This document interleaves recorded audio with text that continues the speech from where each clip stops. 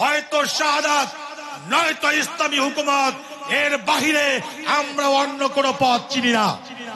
আমরা আল্লাহর রাহে জীবন উৎসর্গ করার জন্যই সদা প্রস্তুত থাকি।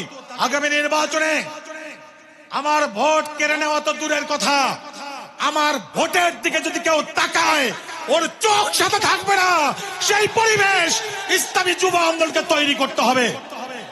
আমরা বহু বৈষম্যের শিকার হয়েছি, আমরা বহু নির্যাতন নিপীড়নের শিকার হয়েছি। মনে রাখবেন, এখন আমাদের কোমর সোজা করে দাঁড়ানোর সময় এসেছে।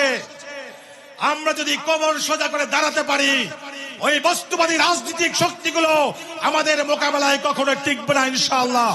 কারণ যেই শক্তি, যেই জাতি জীবন দেওয়ার জন্য সদা প্রস্তুত থাকে, ওই শক্তিকে মোকাবেলা করতে পারে এমন শক্তি পৃথিবীর বুকে নাই।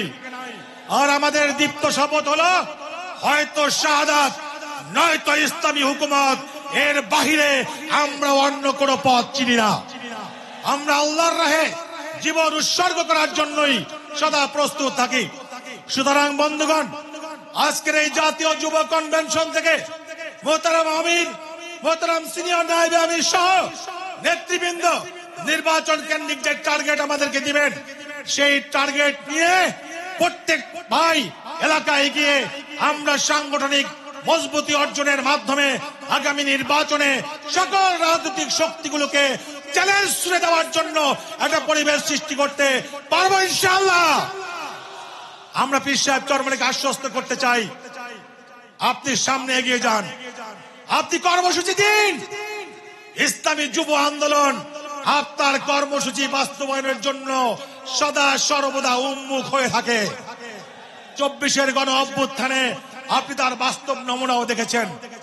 সংগ্রামী বন্ধুগণ, আজকের এই জাতীয় যুব কনভেনশন থেকে ইসলামী যুব আন্দোলন বাংলাদেশের প্রত্যেকটি সহযোদ্ধা ভাইদেরকে আহ্বান জানাতে চাই। মনে রাখবেন, সংগঠনের কাজ আমরা ইমানি দায়িত্ব মনে করি। আমরা সংগঠনের জন্য প্রতিটি কদম ফেলি আল্লাহর সন্তুষ্টির জন্য।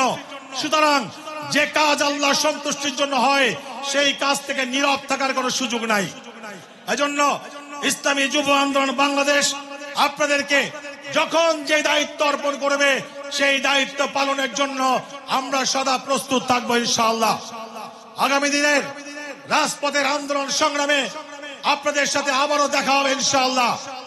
আজকে এখানে এই কনভেনশনের মাধ্যমে নতুন কমিটি মোহতারাম আমির ঘোষণা করবেন। আজকে এটাই হয়তো আপনাদেরকে সাথে নিয়ে ইসলামী যুব আন্দোলনের কোন প্ল্যাটফর্মে আমার শেষ বক্তব্য। সুতরাং এই শেষ মুহূর্তে আপনাদের কাছে শুধু একটাই অনুরোধ, দীর্ঘ 8 বছরের এই পথ চলায় যদি আমি কখনো আপনাদের সাথে আপনাদের অসন্তুষ্টির কারণ হয়ে থাকি, নিজ গুণে আপনারা আমাকে ক্ষমা করে দিবেন। ইনশাআল্লাহ রাজপথে দেখা হবে, স্লোগানে কথা হবে। আল বিদা ইসলামী যুব আন্দোলন বাংলাদেশ।